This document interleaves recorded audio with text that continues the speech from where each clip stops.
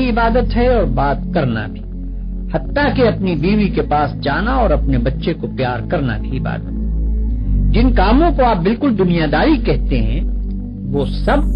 دینداری اور عبادت ہیں، اگر آپ ان کو انجام دینے میں خدا کی مقرر کی ہوئی حدوں کا لحاظ کریں اور زندگی میں ہر قدم پر یہ دیکھ کر چلیں کہ خدا کے نزدیک جائز کیا ہے اور ناجائز کیا، حلال کیا ہے اور حرام کیا، فرض کیا چیز کی گئی ہے اور منع کس چیز سے کیا گیا ہے، کس چیز سے خدا خوش ہوتا ہے اور کس سے ناراض ہوتا ہے۔ مثلاً آپ روزی کمانے کے لیے نکلتے ہیں، اس کام میں بہت سے مواقع ایسے بھی آتے ہیں جن میں حرام کا مال کافی آسانی کے ساتھ آپ کو مل سکتا ہے۔ اگر آپ نے خدا سے ڈر کر وہ مال نہ لیا اور صرف حلال کی روٹی کما کر لائے تو یہ جتنا وقت آپ نے روٹی کمانے پر صرف کیا یہ سب عبادت تھا، اور یہ روٹی گھر لا کر جو آپ نے خود کھائی اور اپنی بیوی، بچوں اور خدا کے مقرر کیے ہوئے دوسرے حقداروں کو کھلائی،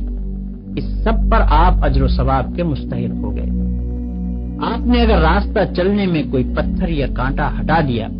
اس خیال سے کہ خدا کے بندوں کو تکلیف نہ ہو تو یہ بھی عبادت ہے۔ آپ نے اگر کسی بیمار کی خدمت کی یا کسی اندھے کو راستہ چلایا یا کسی مصیبت زدہ کی مدد کی تو یہ بھی عبادت ہے۔ آپ نے اگر بات چیت کرنے میں جھوٹ سے، غیبت سے، بدگوئی اور دل آزاری سے پرہیز کیا اور خدا سے ڈر کر صرف حق بات کی تو جتنا وقت آپ نے بات چیت میں صرف کیا وہ سب عبادت میں صرف ہوا۔ بس خدا کی اصلی عبادت یہ ہے کہ ہوش سنبھالنے کے بعد سے مرتے دم تک آپ خدا کے قانون پر چلیں اور اس کے احکام کے مطابق زندگی بسر کریں۔ اس عبادت کے لیے کوئی وقت مقرر نہیں ہے، یہ عبادت ہر وقت ہونی چاہیے۔ اس عبادت کی کوئی ایک شکل نہیں ہے، ہر کام اور ہر شکل میں اسی کی عبادت ہونی چاہیے۔ جب آپ یہ نہیں کہہ سکتے کہ میں فلاں وقت خدا کا بندہ ہوں اور فلاں وقت اس کا بندہ نہیں ہوں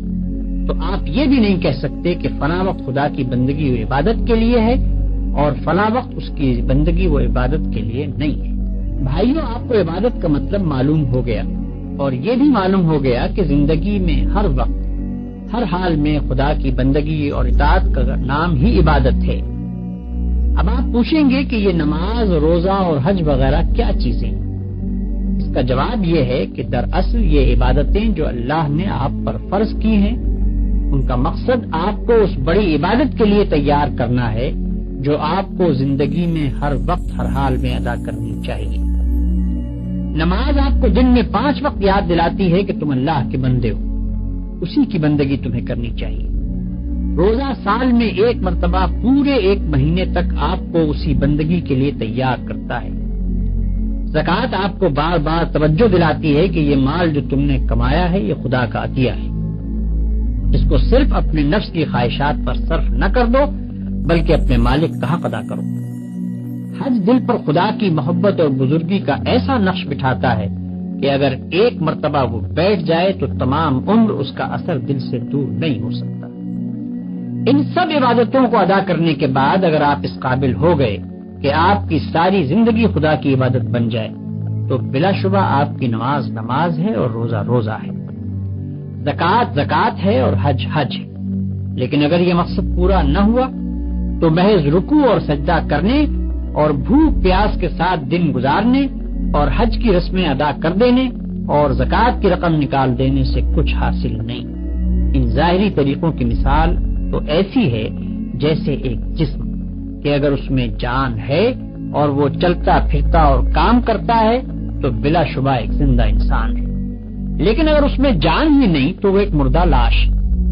مردے کے ہاتھ، پاؤں، آنکھ، ناک سبھی کچھ ہوتے ہیں مگر اس میں جان نہیں ہوتی، اس لیے تم اسے مٹی میں دبا دیتے ہو۔ اسی طرح اگر نماز کے ارکان پورے ادا ہوں یا روزے کی شرطیں پوری ادا کر دی جائیں مگر خدا کا خوف، اس کی محبت اور اس کی وفاداری و اطاعت نہ ہو جس کے لیے نماز اور روزہ فرض کیا گیا ہے تو وہ بھی ایک بے جان چیز ہوگی۔